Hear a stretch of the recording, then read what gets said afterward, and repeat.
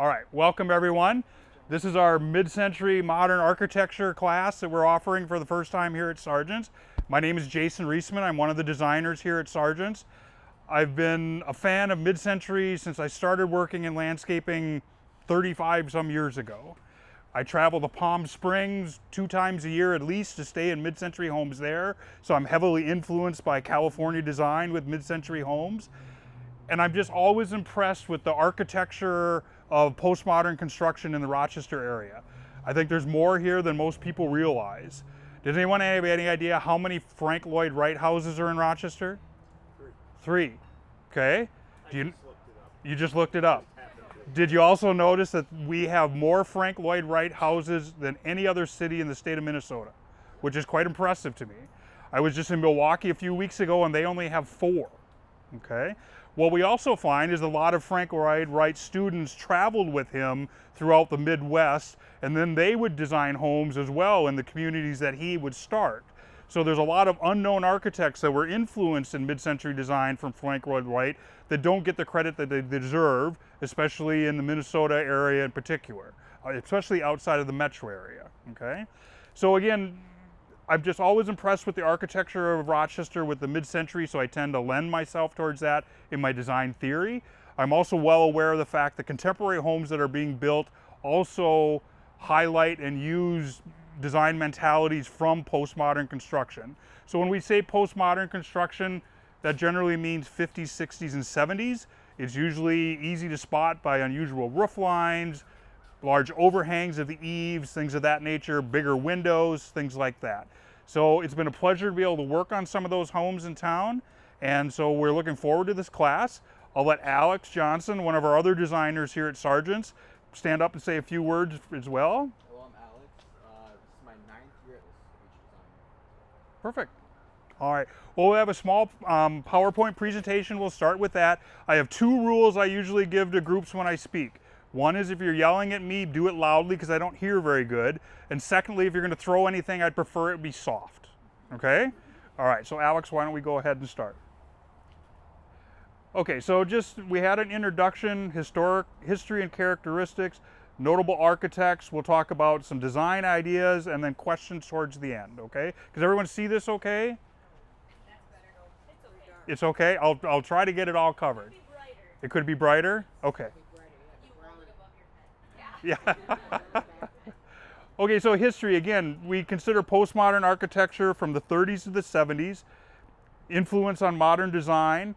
We find that there's usually a prairie style that goes with mid-century or the Eichler, California influence.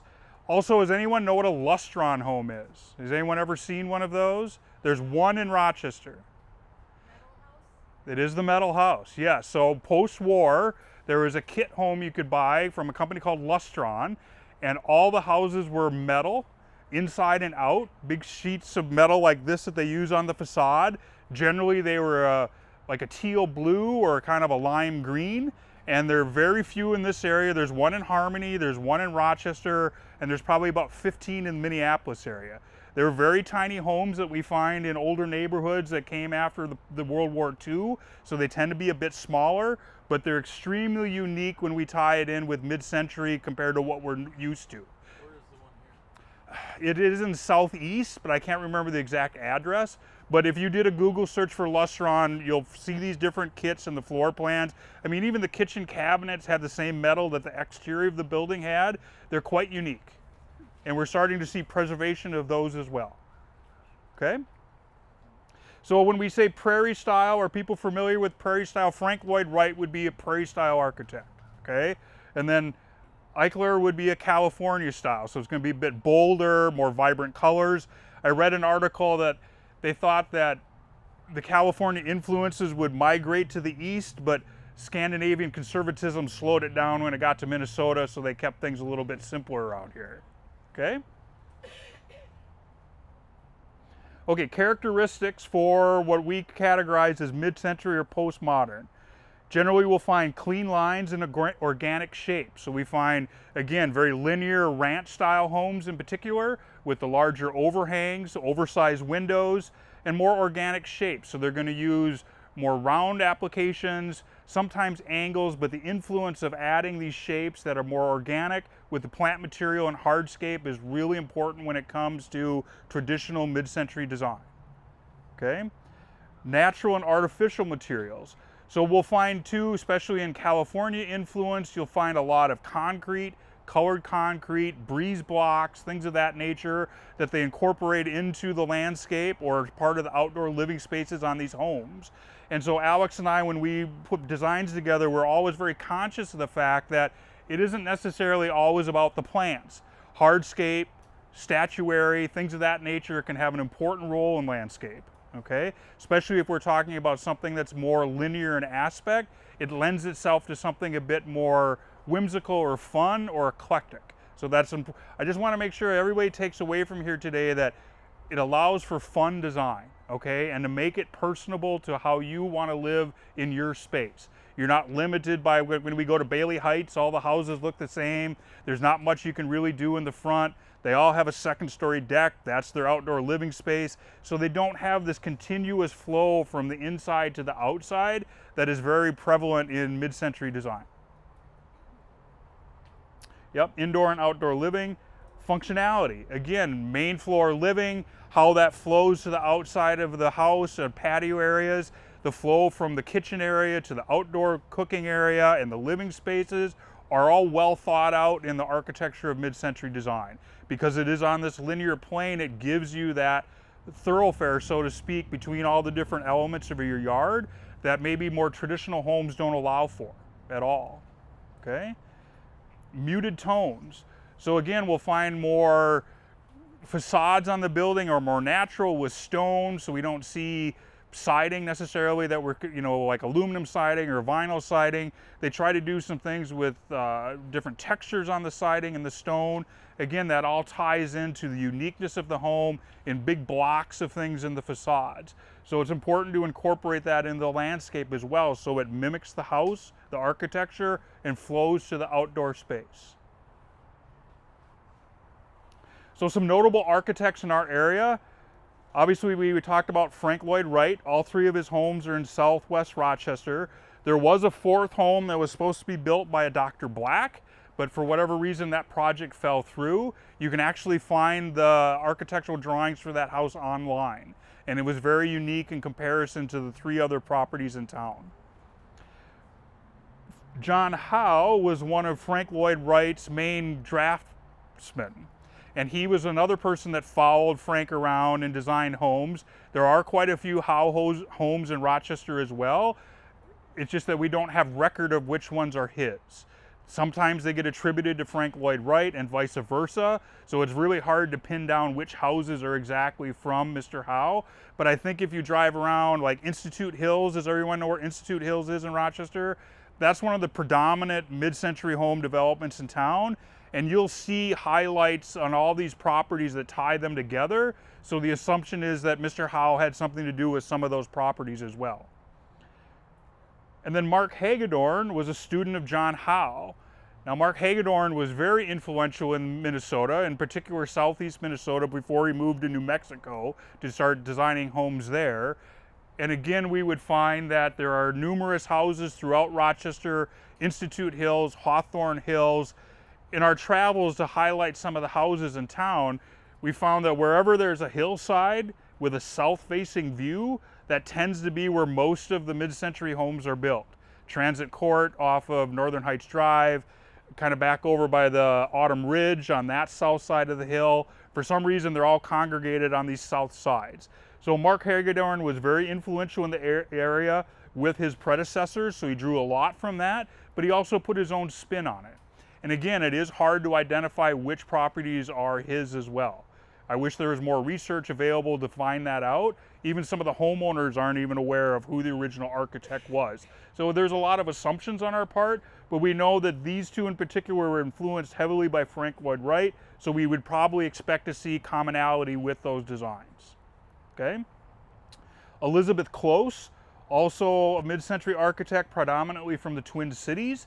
She did a few houses in Rochester as well, but with the same scenario that we still just don't have record of which one she was involved with.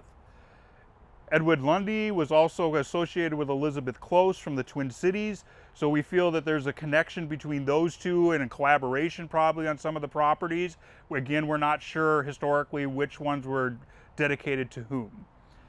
Then we have Richard Hamill, Kurt Green, and Bruce Abrahamson from Rochester. Does anyone know what their current name or their architecture firm is? HGA. So HGA started with mid-century design. You know, we get outside of the Crawford design influence from Pill Hill and get a little later in the time frame of Rochester, and HGA was heavily influential in the development and the architecture of mid-century or postmodern homes in Rochester as well. Maybe not to the extreme that we would have seen with the top three, but again, they were all influenced by Frank Lloyd Wright in some sense or another. Okay, so for Rochester, we have the Thomas Keyes residence, the James McBean residence, and I believe both of those are in Institute Hills, on opposite ends of the hill. They're very similar to each other, very low and linear, large overhangs, things of that nature, large acreages to go with the property, so things are developed in a proportionate fashion. And the Bouboulon house is actually in old, what is it now? Bailey Woodlands. So that's one of the old Bailey additions. It is a very square cubicle house, which is completely different from the other two in Rochester, tucked in this very small wooded lot. It's very hard to see the house. It's obscured from the street, even though it's no further away than from me to the back row from the street. And it is a bit different in comparison to the other projects in town, but you can see highlights if you have any background of mid-century design where you can pick out little elements from Frank Lloyd Wright in this property as well.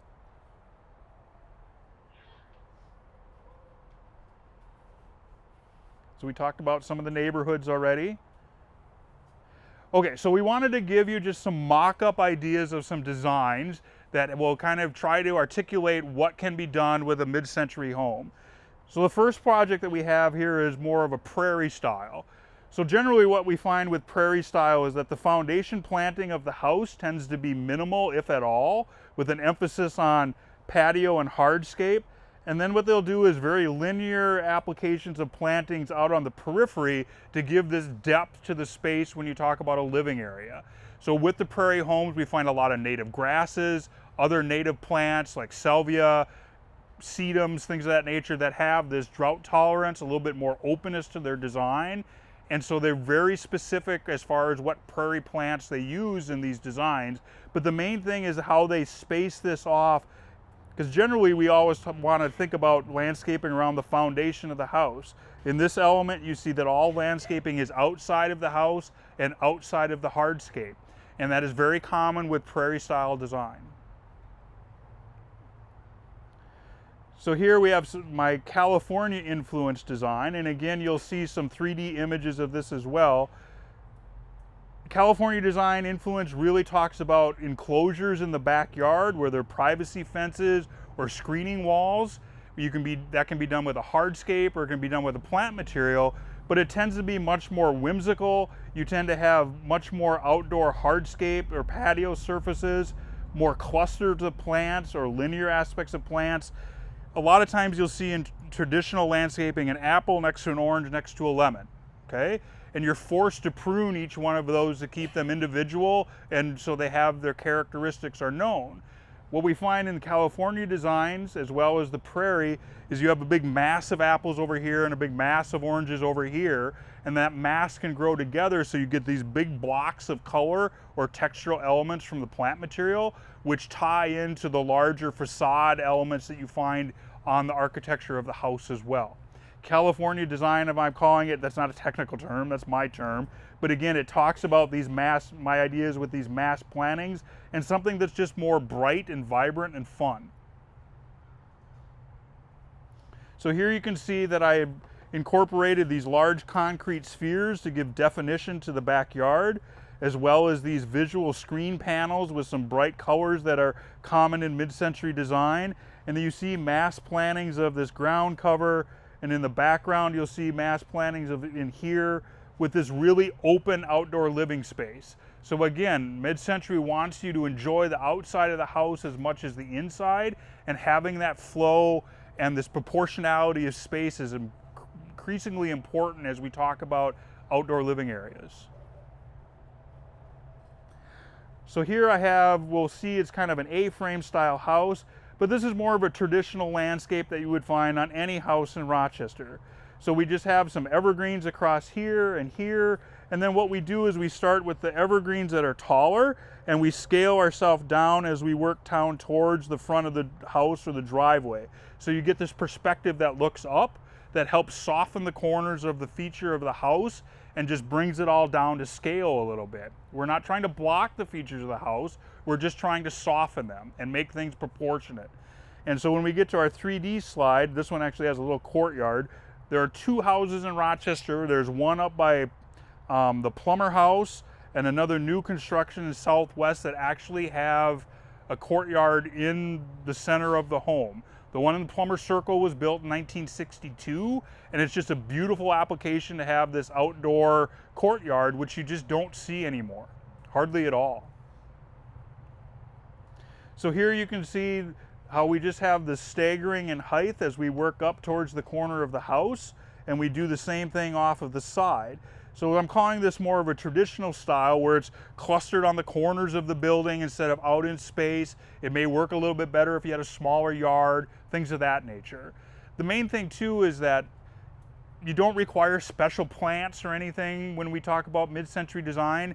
Any of the plants that grow here are perfectly acceptable to incorporate into this design theory. You can bring in topiaries and things of that nature. When I say topiaries, I say the spiral things like this or the poodle junipers. That tends to have a little bit of a different Asian feel to it. Japanese tea gardens are very common influences on mid-century homes as well. So that's where we tend to see more of the topiaries. But hostas work, daylilies work, hydrangeas work. It's really about the placement of the plants more specifically than what plants they are. So whatever your favorite plant is can be incorporated into this mentality. So here's a project that's actually on a new construction home, and they are one of the only new construction homes I've seen in my 20 years in this market that has a courtyard. So we have a water feature here. Again, I like my concrete spheres, so we have those in different sizes with our Hindu pan pine, which gives us that Asian influence. The spheres are meant to represent something that gives me a textural difference, a shape difference. I like to use it more as, instead of using large boulders as like an outcropping effect, I like to use these concrete pieces because it gives it an abstractness, but it still gives me that definition of shape and these spheres that go in to soften the landscape. Here's the original drawing where you can see this, the mass planting around the water features, so these Japanese grasses will eventually fill in and cover all this rock. And then back here I have masses of coral bells. Off to this side I have a wonderful crab tree called a tina flowering crab, which has very horizontal growth to it. So again, the influence with this was more from a Japanese tea garden with my modern twist on it to kind of work with the modern architectural features of this house. The house just screams California. It really does. And by having this courtyard, it was just a wonderful project to be involved with because you just don't see that in this market at all, especially with new construction. So some of the perennials that we like to use, ornamental grasses, allium. Allium are flowering now, the little purple balls that you see all over in the landscape. Wonderful plant. The main reason I like it besides the aesthetics is the deer hate it. Okay? They won't even walk across it to get to other things. So it's a valuable asset to your landscape to use some allium. And it's a late summer bloomer, which, you know, it comes in before some of the other plants that we typically see in the fall. So it's a nice introduction to a landscape. Sedum, I think we're all familiar with sedum, multiple colors of pink and purple.